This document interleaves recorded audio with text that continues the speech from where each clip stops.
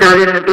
राधे राधे महाराज जी। महाराज जी, मनुष्य को हृदय मतलब मन की बात सुननी चाहिए या बुद्धि दिमाग की बात? हृदय की बात में आप क्या समझ रहे हैं? हृदय में 4 करण है, उन्हीं को हृदय कहते हैं, अंतःकरण।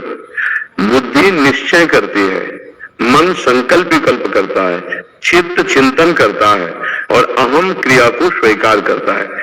ये अंतःकरण जिसे तुम हृदय कहते हो ना, उसे हम शास्त्रीय भाषा में अंतःकरण कहते हैं। अंतःकरण में 4 स्फुरणाएं होती है, किसी भी विषय का चिंतन और उसका संकल्प विकल्प, उसका निश्चय, फिर उसको स्वीकार करना। हम इन चारों की बात नहीं मानते, शास्त्र की बात मानते हैं। तस्मात् शास्त्रम प्रमाणन्ते कार्याकार्यो व्यवस्थितो।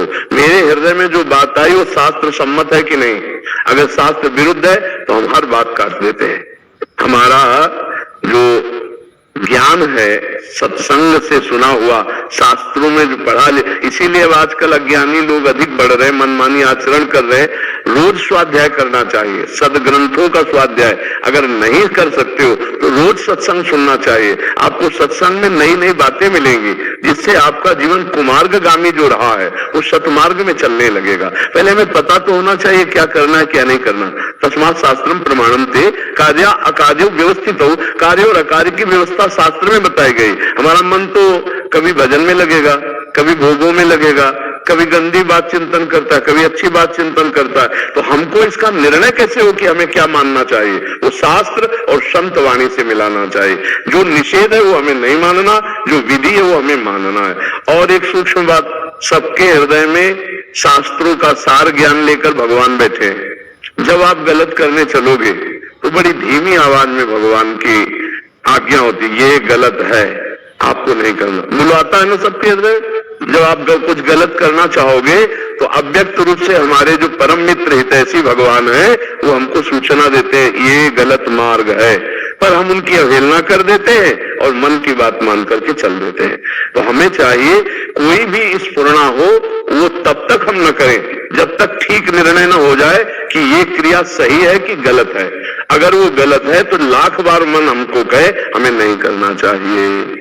हमारे हृदय में ये 4 वृत्तियां हैं, बुद्धि निश्चय करने वाली, मन संकल्प विकल्प करने वाला, ये करना चाहिए कि नहीं करना चाहिए, चित्त चिंतन करने वाला और अहंकार क्रिया को स्वीकार करने वाला। कोई एक ही बात नहीं है, इन चारों की बातें में ध्यान देना है।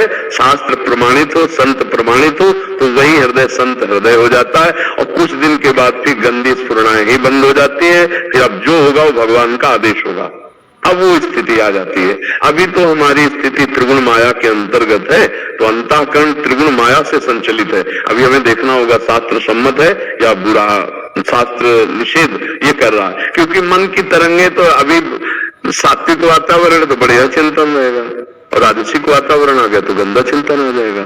तो हम मन को अभी पूरा सलाहकार नहीं मान सकते। अभी हम शास्त्र प्रमाणित सलाह को मानेंगे और अथवा फिर नहीं मानेंगे। प्राय लोग मन की बात मान करके, जितनी जेलें भरी वो मन की बात मान करके भी है। जितने भी रोग दुख आ रहे हैं ये सब मन की बात मानने के कारण है। हमारे द्वारा पापाचरण हुआ उसका हमें दंड मिल रहा है, चाहे जेल में मिले, चाहे शरीर में रोग के रूप में मिले या बाहर विपत्ति के रूप में मिले। तो हमें चाहिए बहुत होश में हो और हम ये सत्संग सुने, शास्त्र स्वाध्याय करें, जिससे हमें पता चले हमें क्या करना चाहिए क्या नहीं करना चाहिए। और नाम जरूर जप करते रहे। अगर नाम जप नहीं तो सब बेकार हो गया। बहुत सत्कर्म आपने किए, नाम जप नहीं किए तो स्वर्ग आदि लोगों को जाओगे, भोग करके मृत्यु लोक में आ जाओ, काम तो नहीं बना। और 10 बार भी राम नाम कृष्ण कृष्ण हरि हरि राधा राधा बोल लिया तो यमराज के रजिस्टर में 10 बार नाम भारी पड़ जाएगा। अरे एक नाम की कीमत पूरे त्रिभुवन नहीं है तो 10 बार नाम, ऐसा कीमती नाम हम हर श्वास में सैकड़ों बार लेने की चेष्टा करें। श्वास श्वास में कितने अधिक से अधिक नाम ले ले।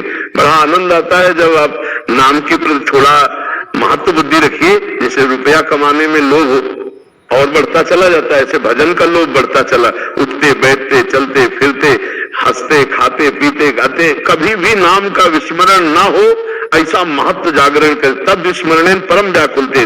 कुछ दिन बाद नाम पकड़ लेता है। पहले साधक को नाम पकड़ाना होता है। वाचिक शुरू किया, फिर उपांश शुरू किया, फिर मानसिक शुरू किया।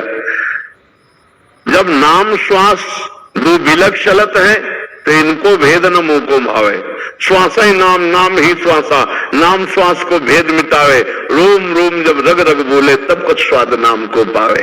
पहले हम नाम का निरंतर अभ्यास करें तो नाम के अभ्यास से सब कुछ ठीक हो जाएगा। हमारे हर प्रश्न का उत्तर नाम है। बड़े बड़े महापुरुषों के और शास्त्रों के और स्वयं जीवन की अनुभूति का विषय, बस नाम पकड़ लो, सब समस्याओं का समाधान नाम, सब प्राप्ति हो जाएगी लोक परलोक की भगवान। इससे बढ़कर क्या होगा? सुमिर पवन सुध पावन नामू, अपने बस करी राखे रामू, अपने बस करी राखे रामू। नाम जापक ने नामी को अधीन कर लिया। अब इससे बढ़कर क्या हो सकता है फल? इससे बढ़कर फल क्या हो सकता है? सुमिर पवन सुत पावन नामू, अपने बस करी राखे रामू। हम ऐसे महामहिम नाम का निरंतर जप करें और आचरण संभाल के करें। संत सम्मत, शास्त्र सम्मत अगर हमारे आचरण हुए और नाम जप चल रहा है तो कुछ ही समय में आप खुद देख लेना आपका जीवन कैसे परिवर्तित होता है। आज जो हमारी समाज काम क्रोध लोभ मोह मद के ज्यादा चक्कर में फंसकर गर्त में जा रही, उसका कारण है सत्संग ना सुनना, शास्त्र स्वाध्याय न करना और नाम जप न करना। उसी से कितनी कितनी गंदगी भरती चली जा रही है। अपने पूज्य जनों को पढ़े लिखे लोग अपमानित कर रहे हैं। जो विद्या विनय प्रदान करती है वही वो दंडता में आ गई है।